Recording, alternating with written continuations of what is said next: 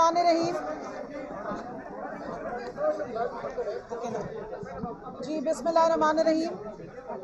आज दूसरा दिन था हेयरिंग का सुप्रीम कोर्ट में 13 रुकनी बेंच में। बहुत ज़बरदस्त दलाइल भी हुए, कमेंट्स भी बहुत ज़बरदस्त आए और मैं इस बात पे एज ए एप्लीकेंट या आप कहेंगे पटिशनर, इस बात से मुझे खुशी हुई कि सुप्रीम कोर्ट को हर मामले का इदराक है। जितने फाजिल जजेस बैठे हैं उनको ये बात मालूम है कि अगर सवाल उठाए जाते हैं कि इलेक्शन कमीशन के सामने ये क्यों नहीं रखा।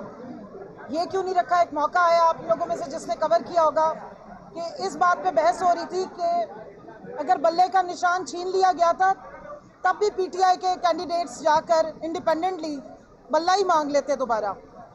तो उसमें हमारे जैसे जो कैंडिडेट्स हैं जिन्होंने इलेक्शन लड़ा है वो खासे मुस्तरब थे। और मैं यहाँ ये बात ज़रूर बताना चाहती हूँ कि इलेक्शन कमीशन ऑफ पाकिस्तान की वेबसाइट पे आज भी वो सिंबल्स वाला उनका वो जो पेज है वो अगर अपलोडेड है तो वो ज़रूर देखना चाहिए कि वहाँ पे बल्ला मौजूद ही नहीं था। और जो आज़ाद उम्मीदवारों के लिए जो सिंबल्स रखे गए थे उनमें जो सबसे बेहुदा किस्म का सिंबल था जो एक रूरल इलाके में मुझे दिया गया वो रोलर कोस्टर था। और ये भी मैं बताना चाहती हूँ कि लाहौर हाई कोर्ट की जो भावलपुर में सीट है जिस पे मैंने जाके जिस वक्त दरख्वास्त डाली तो आरओ ने मुझे ये कह दिया कि आप क़यामत तक भी अगर ये केस लड़ेंगी तो आपका सिंबल चेंज नहीं होगा। लेकिन बहरहाल जस्टिस अतर मिनल्ला साहब ने, जस्टिस मुनीब साहब ने, जस्टिस मंसूर साहब ने और बाकी तमाम दीगर फाजिल जजेस को पूरा इदराक है। बिलखसूस अतर मिनल्ला साहब ने कमेंट्स किए। पीटीआई के जो कैंडिडेट्स के साथ जो सलूक होता रहा पूरे इलेक्शन में उसका आज एक रीकैप हुआ तो हम थोड़ा सा दिली तौर पे आज दुखी भी हैं। लेकिन ज़रूरत इस बात की है कि इलेक्शन कमीशन के रोल को ज़रूर आइडेंटिफाई करना चाहिए। उसके मुख्तलिफ नोटिफिकेशंस का रिव्यू किया गया है और आगे भी होगा। और मुझे पूरा यकीन है कि इलेक्शन कमीशन का जो रोल इस पूरे इलेक्शन में रहा है, जो 8 फरवरी को 2024 से पहले और 8 फरवरी 2024 के बाद, उसको ये सुप्रीम कोर्ट ज़रूर देखेगी। या मैं ये ज़रूर बताना चाहूँगी कि सुन्नी इत्तेहाद काउंसिल को election commission of Pakistan notification जारी कर चुकी है कि ये एक पार्लियामेंट्री पार्टी है और सुन्नी इत्तेहाद काउंसिल एक political registered listed political party भी है। इस पर यह देखना बहुत ज़रूरी है कि तमाम पॉलिटिकल पार्टीज़ जो कि पार्लियामेंट्री पार्टी भी हैं उनको रिजर्व सीट्स उनकी शेयर के मुताबिक उनकी प्रोपोर्शन ऑफ रिप्रेजेंटेशन और जो सीटें उन्होंने जीती थी जो आइन में लिखा है उसके मुताबिक मिल चुकी थी। लेकिन सुन्नी इत्तेहाद काउंसिल के लेटर लिखने के बावजूद मैटर को पेंडिंग रखा गया और कुछ अरसे के बाद इलेक्शन कमीशन ने जैसे खैरात बांटी जाती है उस तरीके से जो हमारी सीट्स बनती थी, सुन्नी इत्तेहाद काउंसिल की सीट्स बनती थी, यानी कि जो कैंडिडेट्स के ज्वाइनिंग के बाद बनती थी, वो भी रेवड़ियों की तरह अपनी मनपसंद जो उनकी फेवरेट लाडलों की जमातें हैं, पीडीएम की जमातें, उनमें बांट दी। अब इस मैटर क्योंकि सब जुडिस है और मैं भी इसमें पटिशनर हूँ तो मैं ये ज़रूर कहूँगी कि आइन में कुछ जगहों पर हमें ऐसा लगता है कि लकूनाज मौजूद हैं जिसमें डेफिनेशन की या मज़ीद उसको बेहतर करने की ज़रूरत है असम्बली के थ्रू। लेकिन जहाँ तक आइन की कस्टोडियनशिप की बात है उसके लिए आइन में मुकम्मल डायरेक्शन मौजूद है।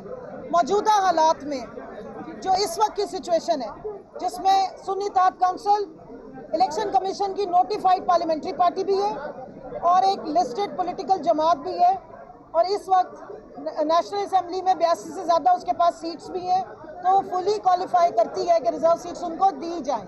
इसके अलग से मफरूज़ों पे जो सवाल जवाब हो रहे थे वो हमने भी लिख लिए। इंशाल्लाह जब जाएंगे असम्बली में तो इन मफरूज़ों को ज़रूर एड्रेस करेंगे कि लेकिन इस वक्त जितनी बात हुई है वो फैक्चुअल है, वो मौजूदा हालात के मुताबिक है और प्रेजेंट सिचुएशन के मुताबिक है। मेरी अब आपको शायद मालूम हो गया होगा कि मज़ीद टाइम के लिए अगली हेयरिंग 24 जून को 9:30 बजे आला अदालत ने टाइम दे दिया है जिसमें हमारे जो फैसल सदीकी साहब को 1-1.5 घंटा दिया है और उसके बाद हमारे जो सलमान अकरम राजा साहब है बैरिस्टर साहब वो भी आर्गुमेंट करेंगे और बाद में जो है वो इलेक्शन कमीशन जितने सवालात उस पर फाजिल जजेस उठा रहे हैं, उम्मीद है कि वो कंक्रीट रिकॉर्ड के साथ आके शायद सच बोलने की कोशिश करे। जी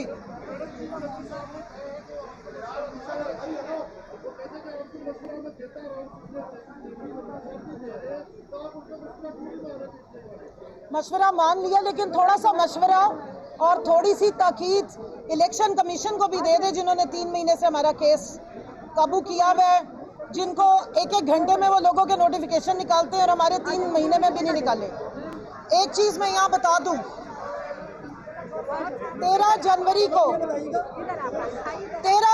को जब हमारा बल्ला छीना गया था, तो ये ज़हन में रखिए। आइए आ जाए, मैं इतना जरूर बताऊंगी कि 13 जनवरी की रात को जब बल्ला चला गया, तो बतौर खवातीन के राइट्स के हर पॉलिटिकल पार्टी के ऊपर ये ऑब्लिगेशन होती है कि अगर उसने अपना सिंबल कंटिन्यू करना है तो 5% खवातीन को कंटेस्ट करने के लिए डायरेक्ट इलेक्शन की सीटें खवातीन को दी जाती हैं। बल्ला छीनने के साथ साथ हमारी खवातीन से वो 5% डायरेक्ट इलेक्शन कंटेस्ट करने का राइट भी छीन लिया गया था।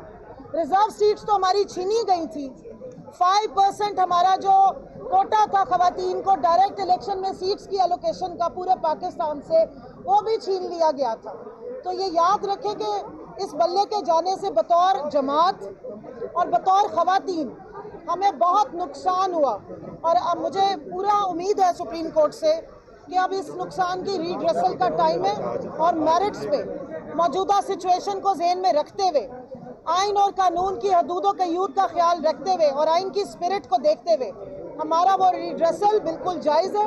और ये सीटें सुन्नी तहात काउंसिल की बनती हैं, पूरे पाकिस्तान में माइनॉरिटीज़ की भी और ख़वातीन की, ये उनको मिलनी चाहिए। और एक और वहाँ पर डिस्कशन हुई कि किसी को भी चेयरमैन जो है वो सीटें दे देते हैं। मैं यहाँ पर ऑन रिकॉर्ड आपको बताना चाहती हूँ कि पाकिस्तान तहरीक इंसाफ वो वाहिद जमात है जिसके बानी चेयरमैन इमरान खान की 4 बहनों में से आज तक किसी एक को सीट नहीं दी गई, जिनकी बेगम के बारे में बहुत बातें हुई, लेकिन आज तक ना उनको पार्टी का कोई ओहदा दिया गया है, ना कोई सीट दी गई है। पाकिस्तान तहरीक इंसाफ वो वाहिद जमात है जिसमें हमारे लीडर इमरान खान साहब डेमोक्रेसी की ट्रू स्पिरिट पे बिलीव भी करते हैं और प्रैक्टिस भी करते हैं। ये पाकिस्तान तहरीक इंसाफ की कारकुन खवातीन है, पहले भी कारकुनान को सीटें गई, मेरिट पे गई, और अब इंशाल्लाह अब भी जितने नाम गए हैं वो तमाम खवातीन है। और एक सिस्टम बनाया गया है जिसके तहत इन नामों की एलोकेशन होती है। और मैं शुक्रिया अदा करती हूँ चेयरमैन गौहर साहब का, बैरिस्टर गौहर साहब का, कि इन्होंने ड्यू डिलिजेंस के साथ उस सिस्टम की फॉर्मुलेशन और उसकी इम्प्लीमेंटेशन में हमें फुल सपोर्ट की है। और ना सिर्फ ये कि खवातीन विंग को ये सपोर्ट देते हैं, सेक्रेटरी जनरल साहब उमर अयूब साहब भी, बैरिस्टर गौहर साहब, हमारे बाकी हजरात भी खवातीन को भरपूर सपोर्ट भी देते हैं, फैसिलिटेट भी करते हैं। और हमारे यहाँ खवातीन को जो सीटें मिल रही हैं वो किसी रिश्तेदारों को, दोस्तों की बीवियों को गिफ्ट के तौर पे नहीं दी जा रही। ये सियासत करने वाली खवातीन है, ये मैदान में निकल के सियासत करती हैं, ये इलेक्शंस के टाइम पे गर्मी सर्दी नहीं देखती, ये मेहनत करती हैं, और ये पाकिस्तान की खवातीन को रिप्रेजेंट करने वाली औरतें हैं। ये सीटें इनकी अमानत है और इन्हीं को ही जाएंगी।